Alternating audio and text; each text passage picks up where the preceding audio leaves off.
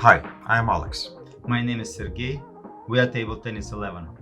and today we continue our conversation about table tennis balls.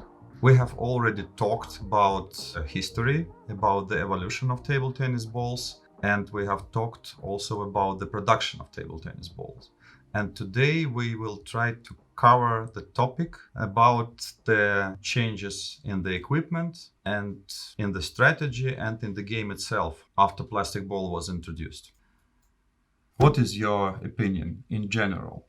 There are a lot of talks that the game was changed completely. What is your opinion? Is it the same game or changes are sufficient? The game has changed a lot from my point of view, but if I take a look at the top players, they still remain the same, and I would say the structure of the game is similar to what it was before. In other words, it's the same table tennis, but some accent or some details are different. Some details are different, and there is always a feeling you play with the plastic ball indeed. So you never forget. No. So you still remember the feeling of the celluloid ball. I remember the game was slightly different. It's not so much about the feeling, but the structure of the game is a little bit different.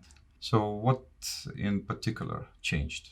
It's less spin in the game, and it is a feeling that the ball bounces higher. I don't know if it is just a feeling, if it is together with some slower speed. And then there is a possibility for opponents for quite heavy attacks.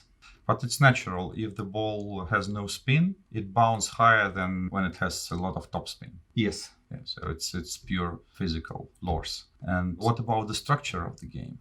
How this higher bounce and less spin affected? So it gives more possibility to attack closer to the table. So it is possible to understand and meet the ball earlier than before. And what about the direct attack?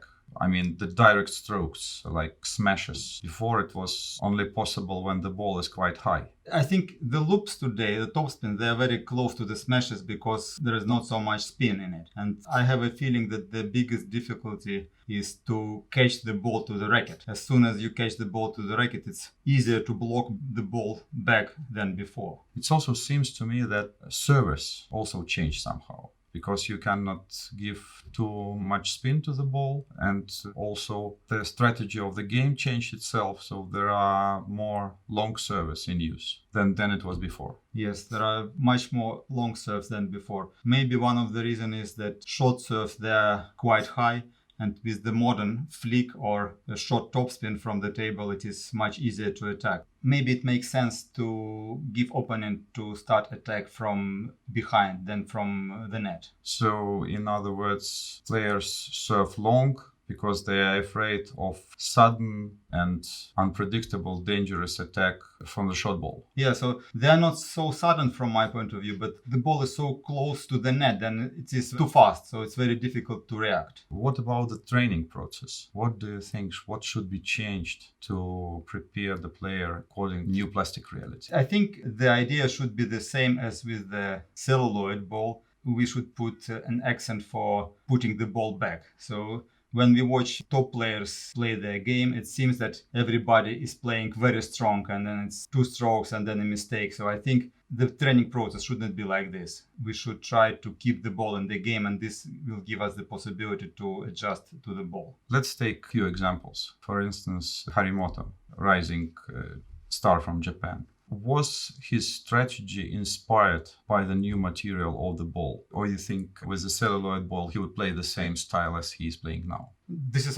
might be only my guess. I think he still grew up with celluloid ball till a certain age. So I think his success would remain the same. Maybe it would change slightly his style, but I think he would still stay close to the table, and using a lot of block and counter blocks is very efficient. What about long pimples and short pimples? How the game changed with the new plastic material? Is it easier to play with long pimples and short pimples? I changed myself 1.5 years ago to short pimples on the forehand, and now I use it also sometimes for the backhand.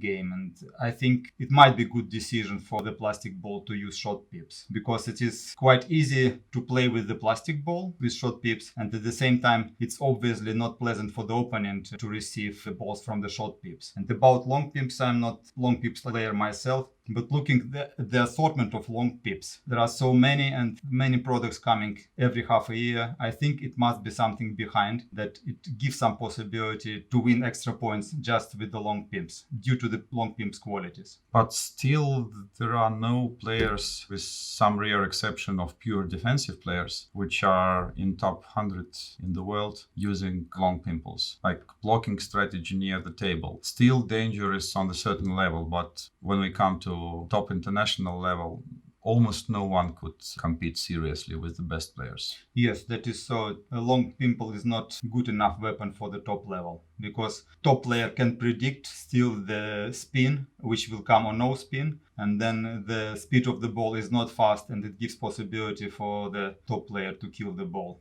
As I understand. So, in principle, nothing has changed since the plastic ball was introduced. Not In this on field. this scale, no. Not on this scale. What about sticky Chinese rubbers? There are a lot of recommendations to use Chinese sticky rubber for the new plastic ball. What do you think? What is your opinion? I think this is a very good idea. The fact that even top players who were using Japanese or European rubbers before started using Chinese rubbers or sticky rubbers. And somehow it was considered before you need a new technique. If you were playing 15 years with Japanese rubber, then it was impossible to change your game and start playing with Chinese rubber. But it seems to be with the plastic ball, it is not that difficult as before. So the one who played with Japanese rubber or German rubber, they can easily or quite easy to change over to sticky rubber, and they see advantages of this transition. From our side, we also can prove that it's because the sticky rubber is becoming more and more popular. We see it from statistic of our sales. So Chinese rubbers, especially Hurricane 3 double happiness rubber, is selling better and better. Yes. What about Matias Falcon? He was very successful in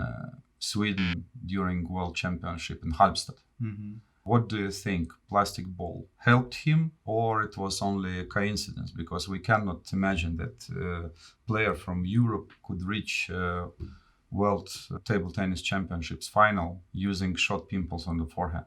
It's difficult to say as usually in this situation, but I still believe it is coincidence, because he is a strong player, and I think he could achieve same result even with celluloid ball. So my opinion in general, it is not that groundbreaking, this plastic ball, that it can turn upside down top 10 of the world players.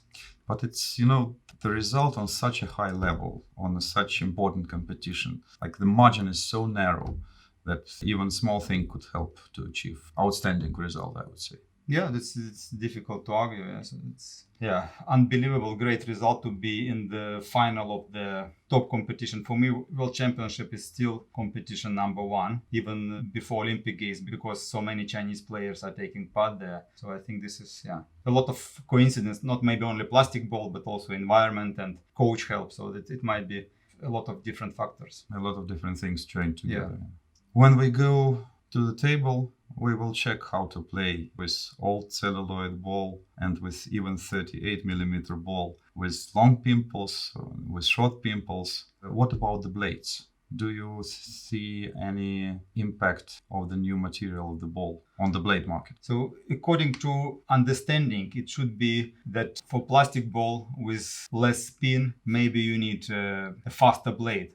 Though from another side, it is already fast enough. And looking at the top players, I think they still stay on the same speed level for the blades as before. What I have heard, some players, they easily change the blades. They take one blade for the defensive player and another blade against the attacking player. So it is quite a new thing in this sense, that it looks like also top players, they experiment more than before. Before it was known that they played for 20 years with one blade and didn't want to change. Now many of them, they changed and try to experiment to get best possible solution for themselves. But what we see from our sales figures, if we take our top 10 blades for last year, it's strange wise it remains from the era before plastic ball. So all the blades in top 10 are quite old. Yeah.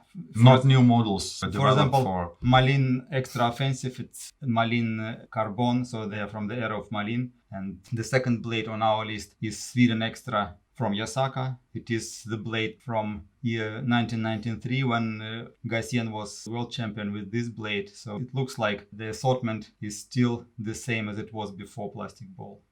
And the trend that brands are introduced to the market more and more carbon blades, is it the general trend of the market, or it's also due to the new material of the plastic ball? I think the idea is that people need, or players need, faster blade, and brands are trying to introduce faster blades. Like Stiga has added carbon to all-round classic and offensive classic. But anyway, all-round classic is still much more popular on our list than all-round classic with carbon. So you think it's more marketing reason than really a necessity to change for faster blade or for carbon blade? It depends on the person. For example, for myself, I was playing with wooden blades before, but now I would not like to play with the wooden blades. So I use carbon blades, and I have inner feeling that it is better to use carbon blades. Though our statistic tells the opposite. So I think it depends on the person, and many would like to try a new blade, a faster blade or a stiffer blade. Blades with harder surface seems to be good with Chinese rubbers, for example.